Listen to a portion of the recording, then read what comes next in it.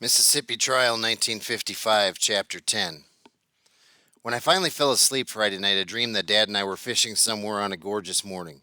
The sun filtered through the trees and light reflected off the river like shiny scales while we sat on the banks enjoying the peace and beauty of the place. Dad looked content and happy, not just with life, but with me. We weren't talking, but I could feel his love and acceptance.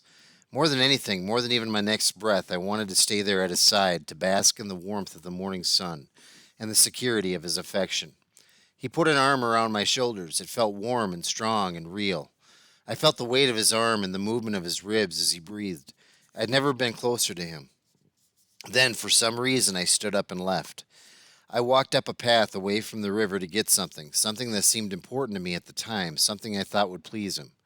When I got back, Dad was gone. At first, I didn't panic. I sat down exactly where we had been before and waited. I knew he'd return, and when he did, so would all the comfortable good feelings. Minutes passed. Dad didn't come back. As I sat alone on the bank of that river, the secure, loved feeling I had savored with Dad bled out of me, and a horrible emptiness replaced it. My heart ached for that feeling to return, but it didn't. I knew that moment with Dad was lost forever, and I sat on the riverbank crying for my father and for me.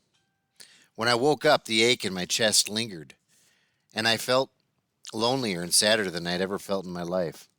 All day Saturday, I kept worrying about Emmett. If I thought I could have found his uncle's home, I would have driven out to warn him.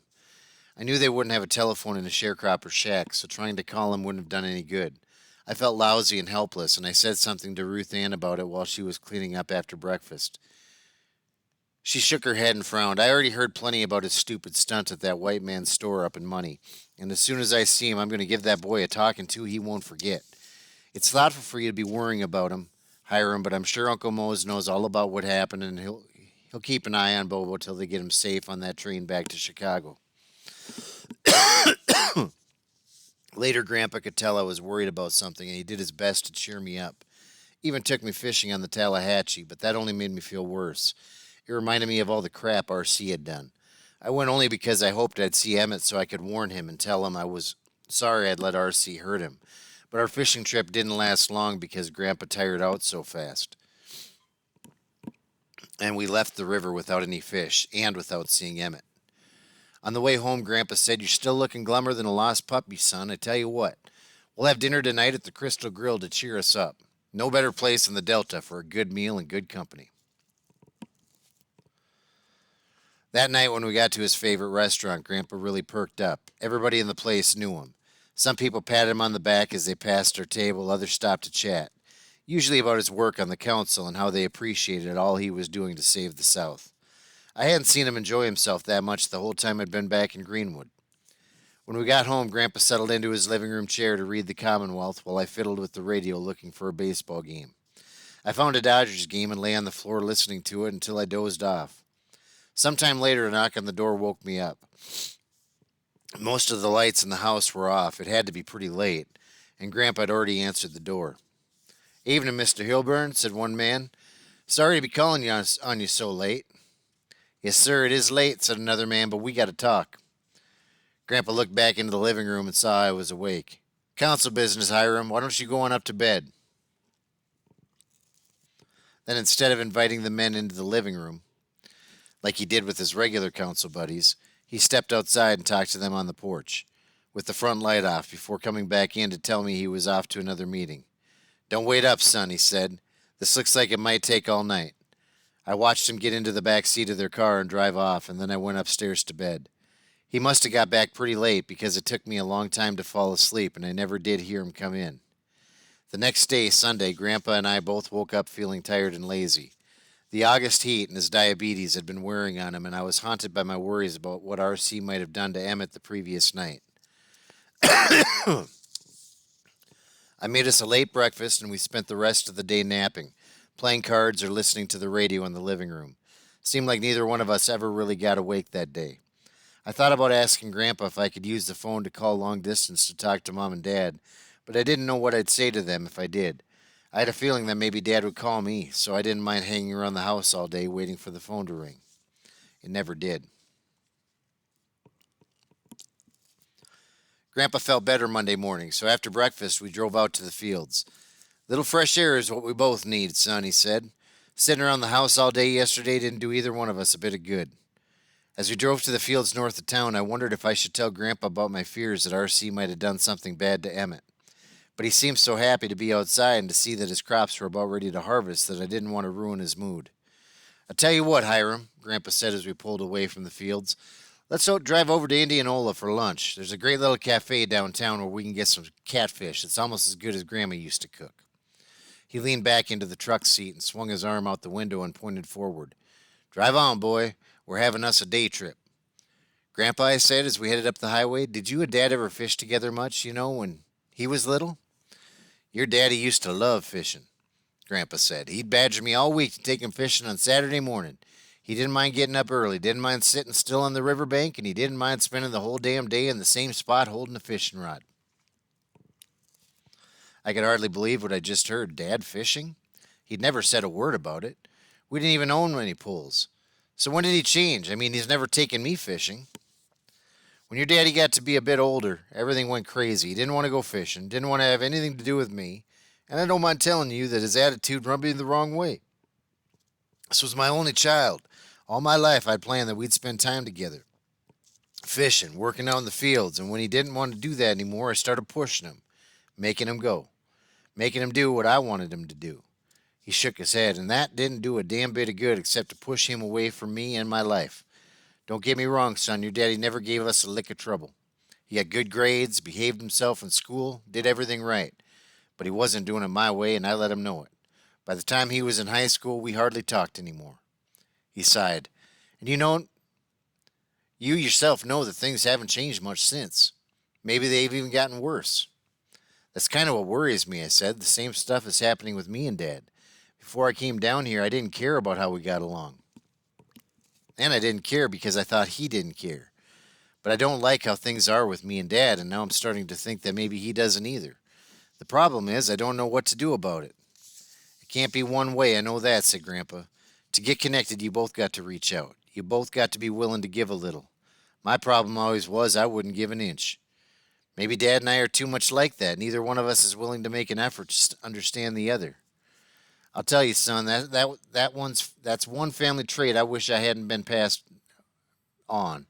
There's lots in you your daddy or I can't do a thing about, but this is something you can change. And believe me, a good relationship between a father and his son is worth it. It's worth more than you can know. Grandpa, sometimes I wish Dad and me could be like you and me." Grandpa looked sad when he heard that, and he said quietly, "So do I, son. So do I." When we got back home, there was a note on the door from Ruth Ann. It was written in her perfect looping cursive handwriting and in the careful English she always used when she wrote something. "Dear Mr. Earl," it read, "I am truly sorry I cannot be at work today. My extended family has experienced a tragedy, and I must attend to their immediate needs. I shall do my utmost to be at work on time tomorrow morning. Please excuse my unavoidable absence. Very sincerely yours, Ruth Ann Parker." "Good thing we had that big catfish lunch in Indianola today," Grandpa said as he handed me the note and opened the front door. "Grab the newspaper there, Hiram, and let's get inside and figure out what we can do to keep from starving until we see Ruth Ann again." I picked up the Commonwealth off the porch and followed Grandpa into the house. When he got settled into his favorite chair, I handed him the paper and headed for the kitchen to put something together for dinner. "Scrambled eggs and toast today?" I asked. "Throw in a little onion if you can find it," he called over his shoulder as he snapped open the evening paper. "Looks like we're going to survive after all." I had just set the frying pan on the stove when Grandpa called for me. I switched off the burner and trotted back into the living room. "Grandpa, are you all right?" "Take a look at this," he said, handing me the paper. His face had turned serious and pale. Splashed across the front page was a headline, "Chicago Negro Youth Abducted by 3 White Men at Money." I felt like I'd been kicked in the stomach. I skimmed the article. Emmett had been missing since early Sunday morning. 3 white men and a woman had gone to his uncle's home and asked if the boy from Chicago was there. They took Emmett out to their car, where a white woman identified him as the one who made ugly remarks to her, and then put him in the car and drove off. No one had seen Emmett since. The sheriff had already arrested Roy Bryant and J.W. Milam for the kidnapping, even though they claimed they had released Emmett and was searching for a third man. "I can't believe this. I called the sheriff's office. I told them about RC. I warned them of something like—" My voice choked up and I had to sit down. It's RC. They've got to know that. I told them Friday night. What are you talking about? Grandpa looked worried. The third man, R.C. Rydell, told me he was going to make trouble. Now, don't go jumping to conclusions, son, said Grandpa. Just because R.C. was talking Big Friday doesn't mean he had something to do with this. But he told me he was going up to money with some other men. He said they were just going to do some talking, but I knew it wouldn't stop at that. I knew something bad was going to happen.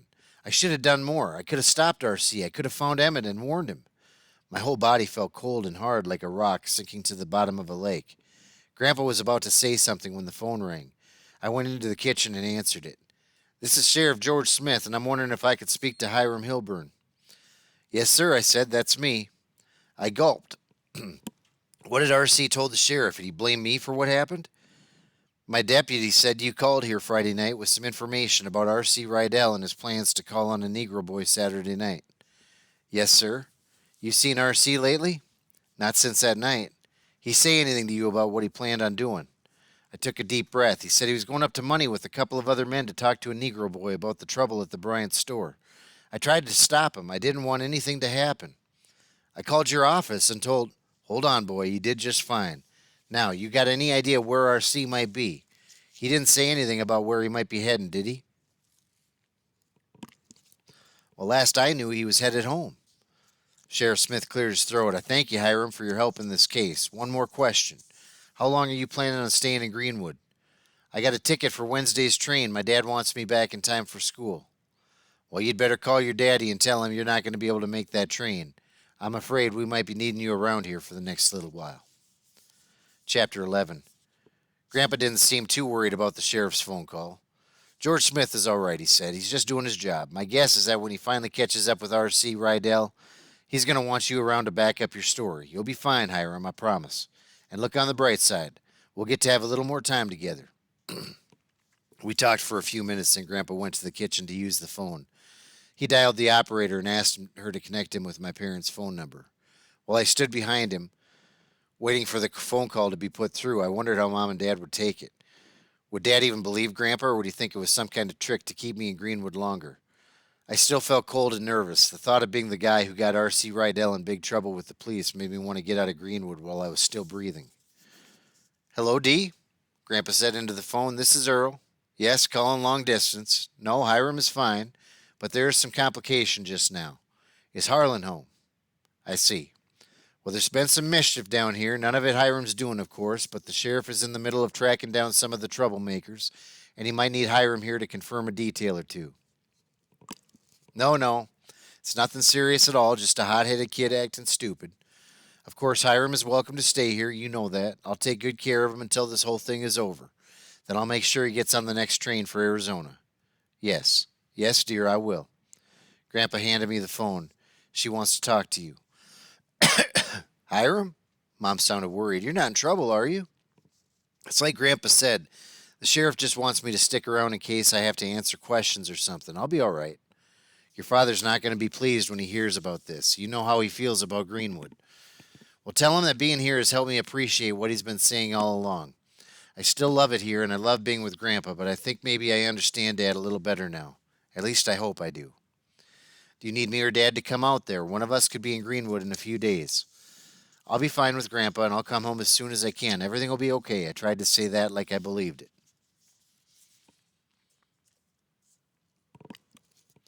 Just you remember who you are, Hiram Hilburn, and be sure you do what is right no matter what, and help your grandpa as much as you can. You're not there on vacation anymore. Thanks, Mom. I love you, son. I love you too, I said before I hung up. Later that night, Grandpa talked to Sheriff Smith on the phone just to make sure he understood everything that was going on. He told me about the call before we went to bed.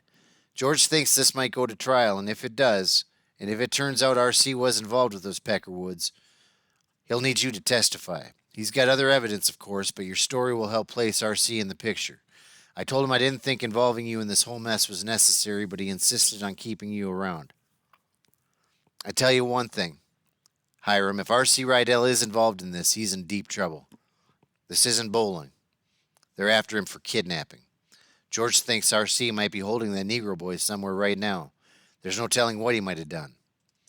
That's exactly what I was afraid of.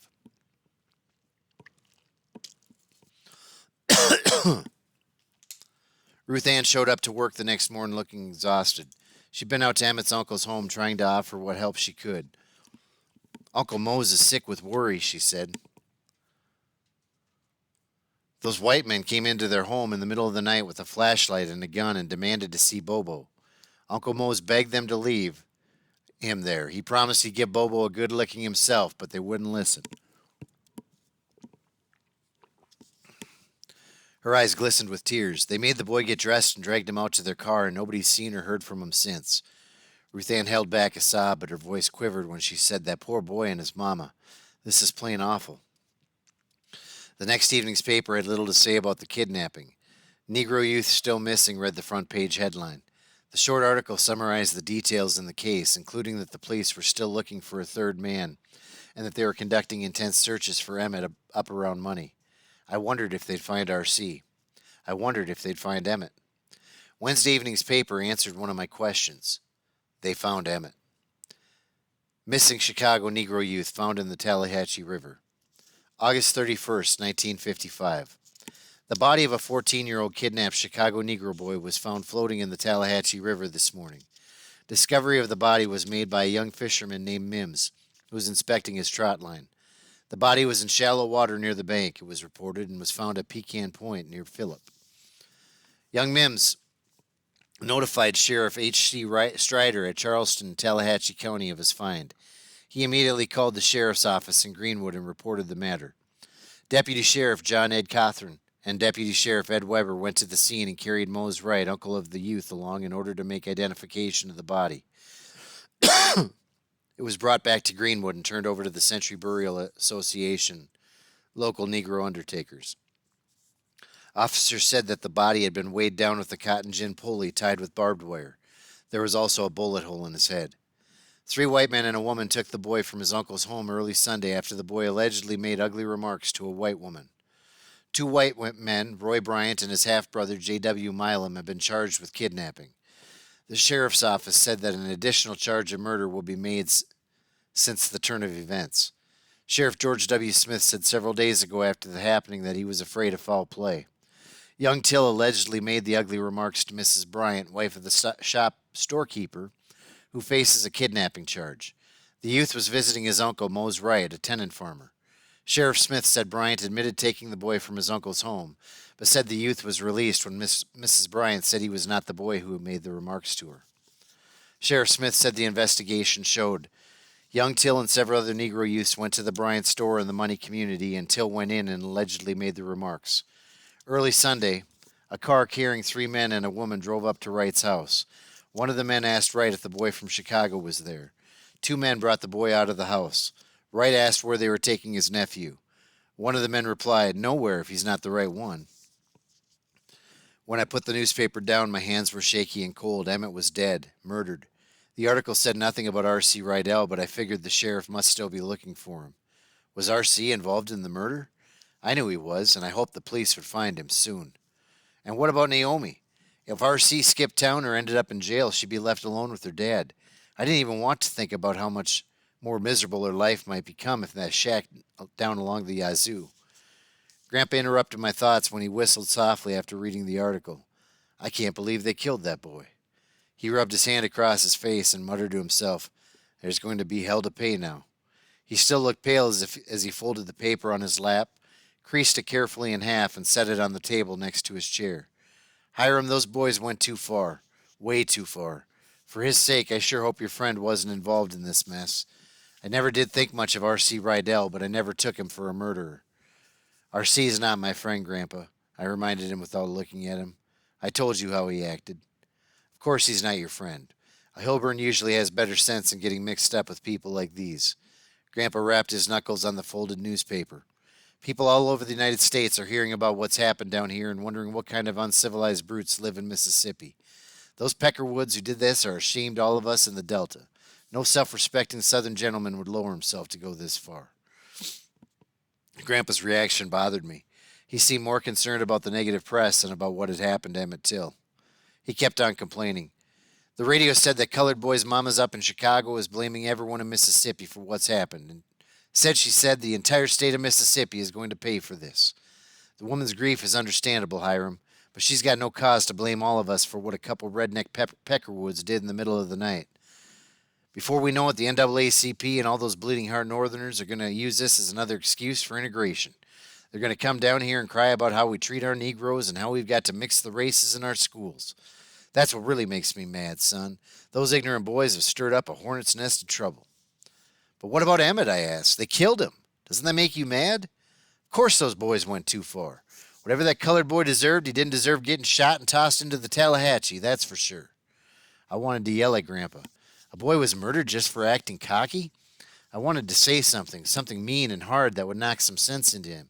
But I knew nothing I could say would change him, and I had a glimpse into why Dad and Grandpa never got along. Mr. Hiram, called Ruth Ann from the front door, you got a visitor.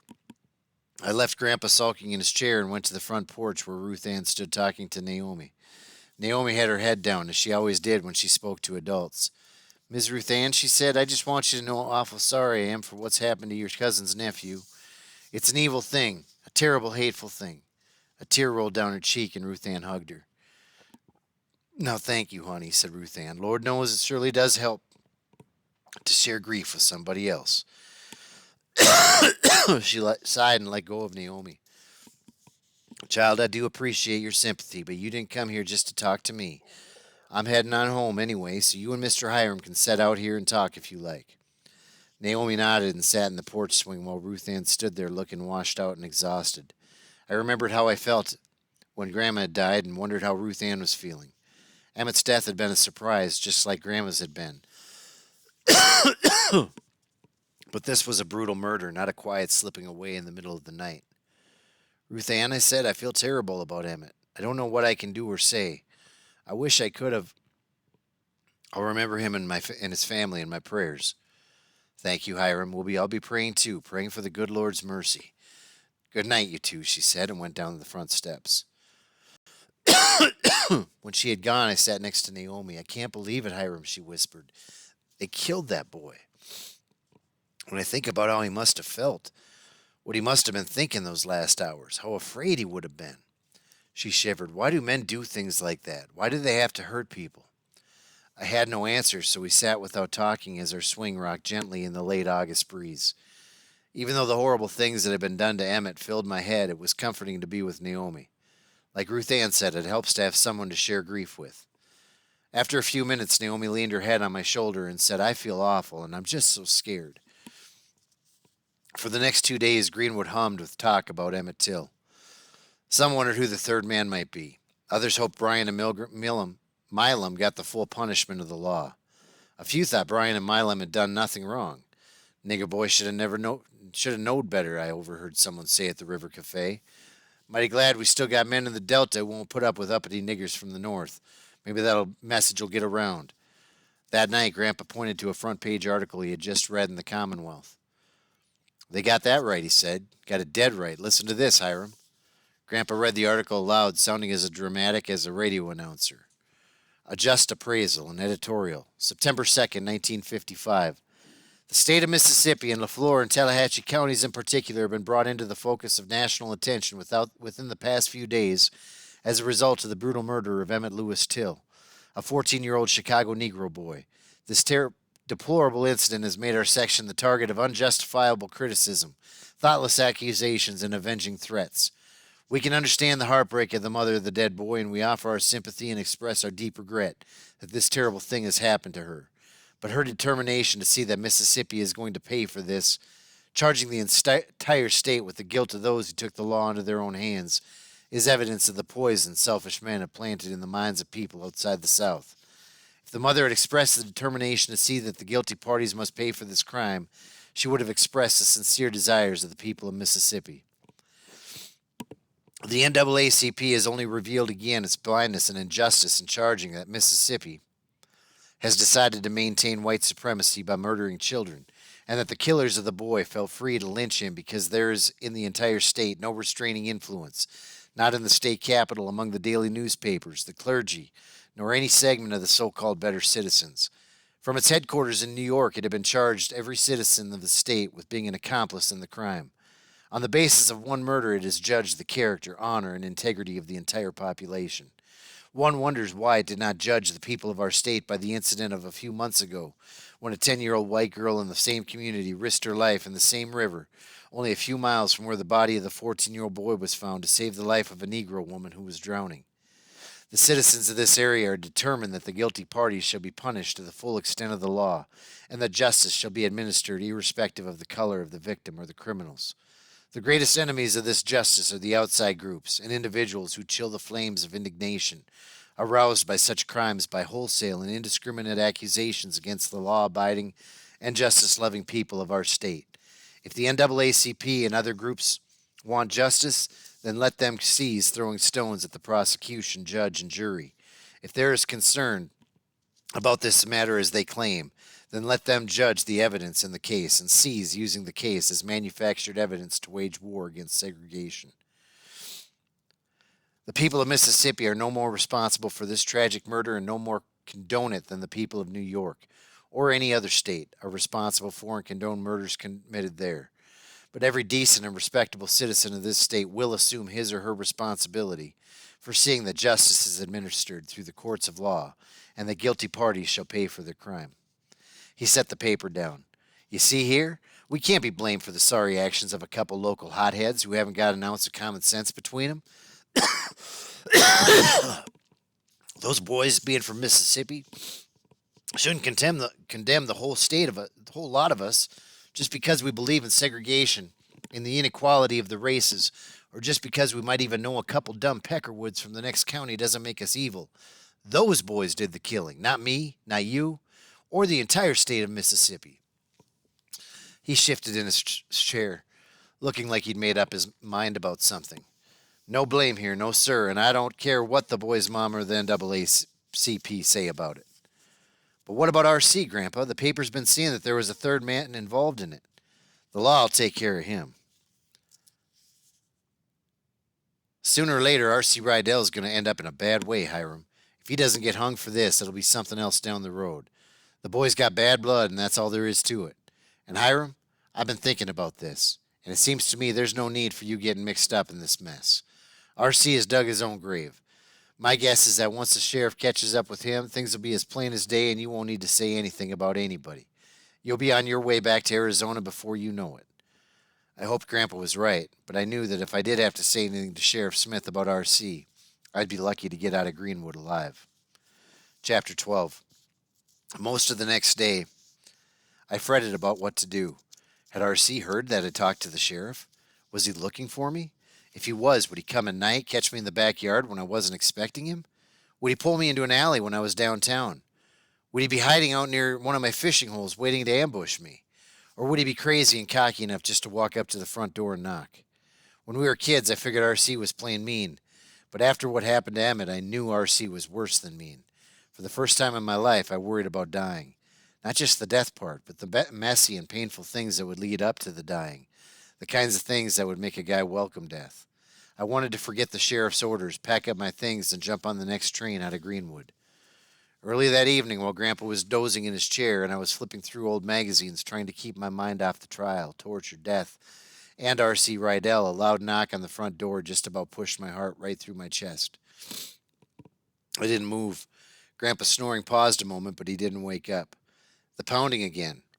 "Grandpa," I whispered. "Grandpa, somebody's at the door." He was dead asleep. More pounding. R.C.? My mind raced to figure out what to do. Grandpa's pickup sat in the driveway, so it was obvious we were home. I could wake Grandpa, but he'd be no good against R.C. And if he got in the way, R.C. probably would hurt him too. I could sneak out the back, but that'd mean leaving Grandpa alone. Believe me, I'm no hero, but right then I realized that as long as I was in Greenwood, R.C. could get me if he wanted to, and I'd have to face up to him sooner or later. I took another look at Grandpa asleep. "I'll get it," I said, even though he couldn't hear me.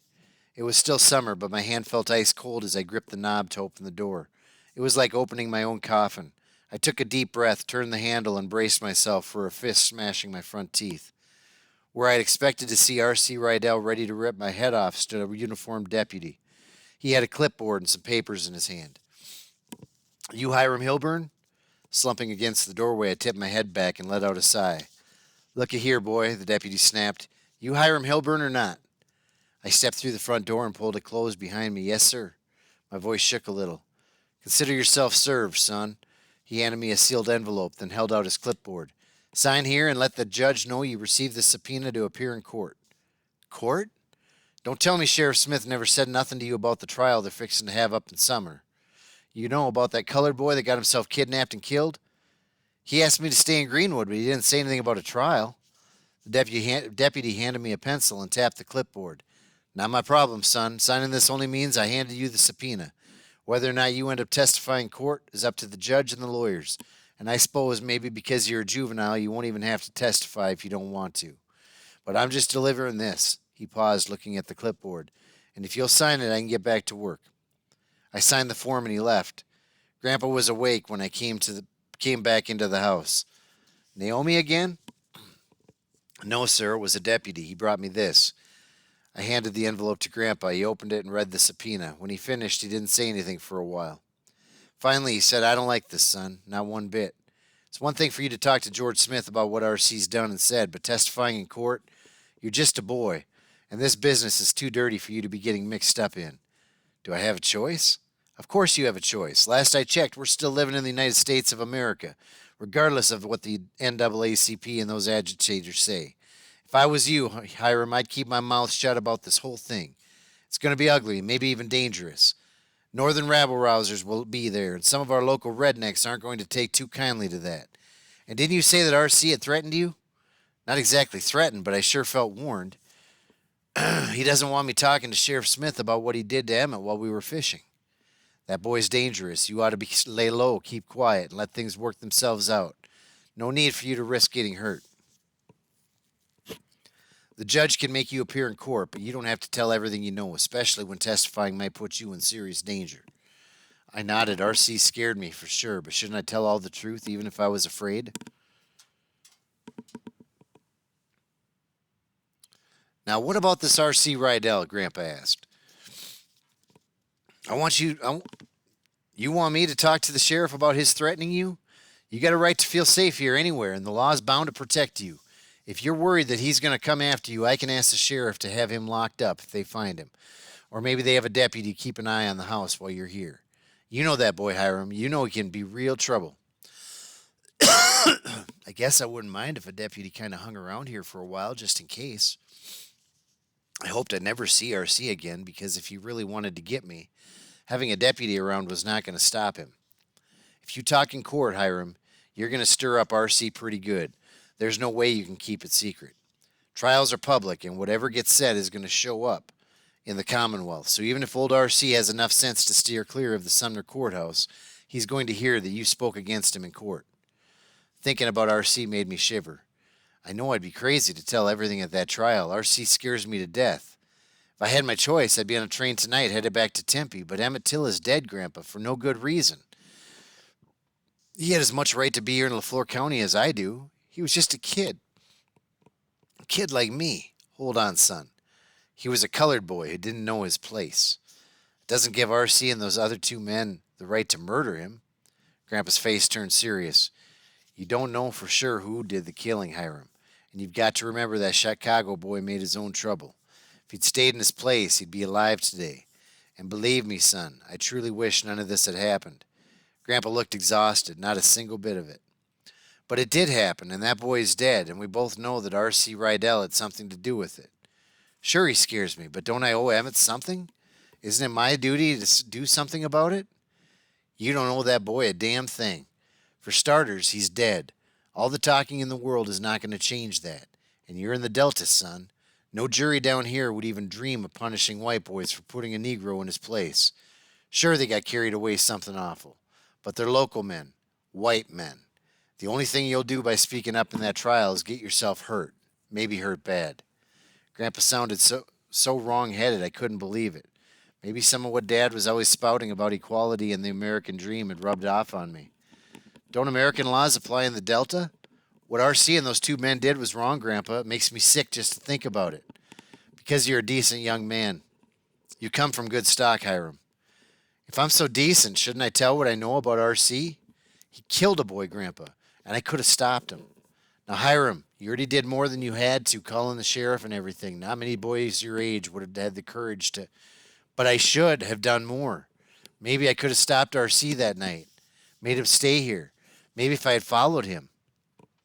Grandpa waved his hand impatiently. You're forgetting that two grown men are already in jail for the crime, and they've admitted to kidnapping the boy. They would have done what they did whether or not RC was there, and you don't know for sure that he was there, Hiram. But he told me he was going to Money with a couple of men. They were going to teach a northern Negro a lesson. Emmett disappeared the next night. Just because he planned to go up there doesn't mean he ever did. Look at what you're saying, son. You've already convicted RC for a crime you can't be sure he committed. How are you going to look in court? Are you willing to accuse a boy everybody knows is a big talker of kidnapping and murder based on a conversation you had with him one night? Grandpa, I know RC and what he can do. I've seen what he's done before. So what? Do you have proof that he went to Mose Wright's house that night? That he was with Bryant and Milam? That he helped them kill that boy? You got any proof of that? But he said, don't matter what he said, Hiram, the court's interested in what he did, in what can be proven beyond a reasonable doubt. Do you really think that a jury made up of white Delta men is going to take your word over that of a local boy? Like I said, if you tell everything in that trial, the only thing you're going to do is get yourself hurt and embarrass me. Embarrass you? People around here have long memories, son.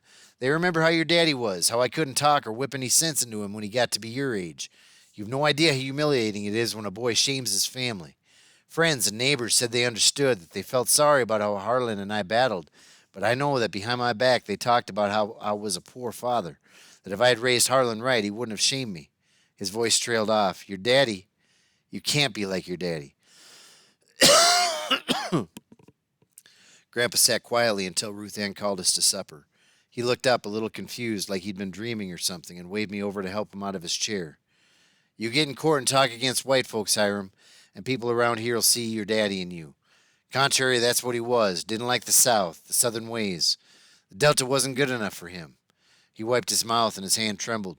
I don't think I could take it again, that public condemnation, friends gossiping, feeling shame because of what my boy did and said.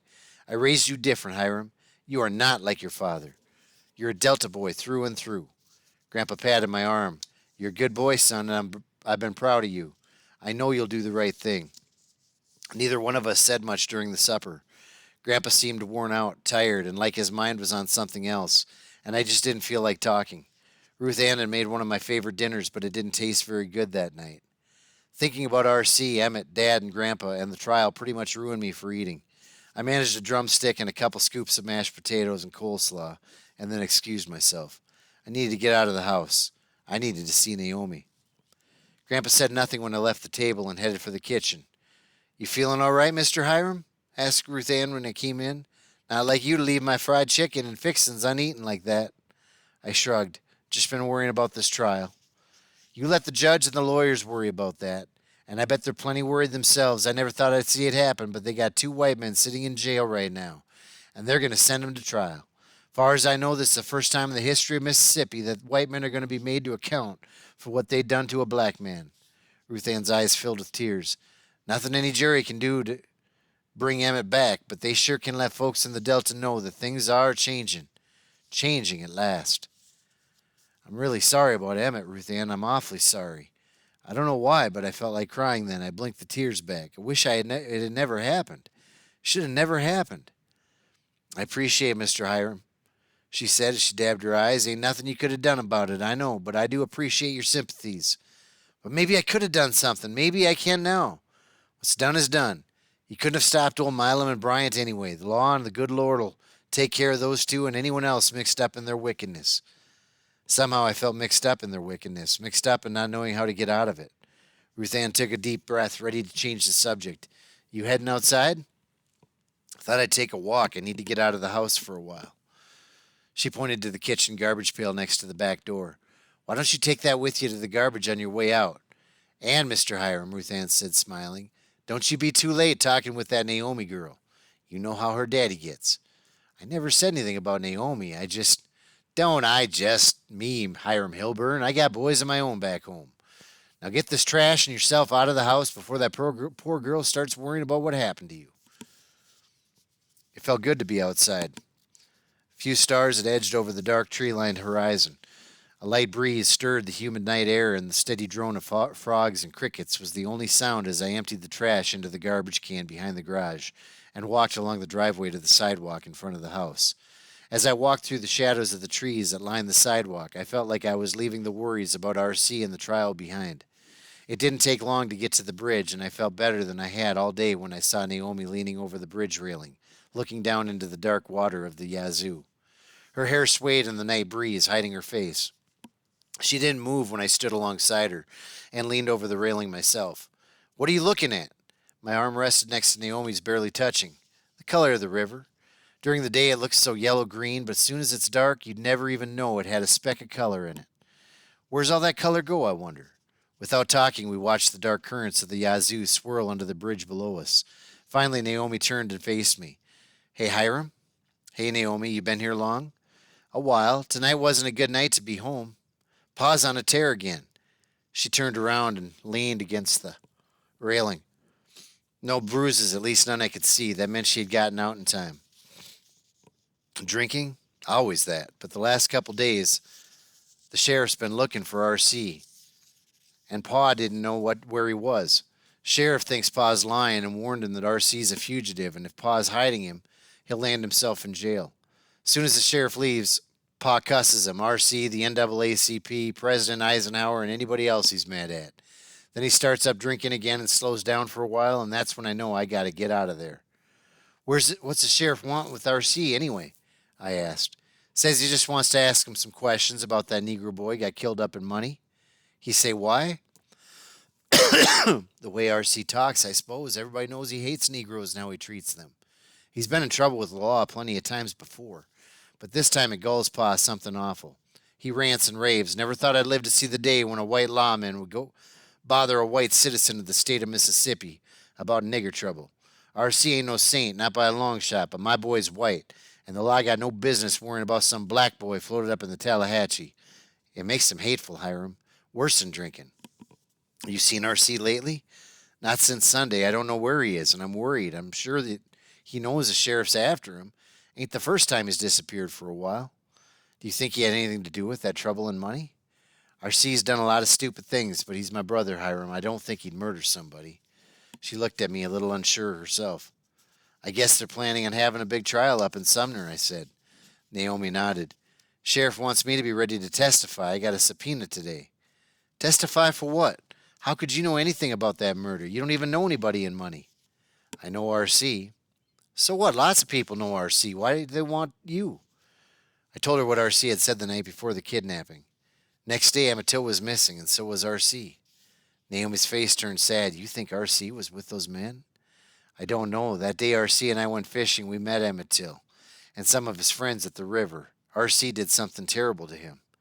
"Did he hurt him?" "No, but he scared and shamed him. I don't know, Naomi.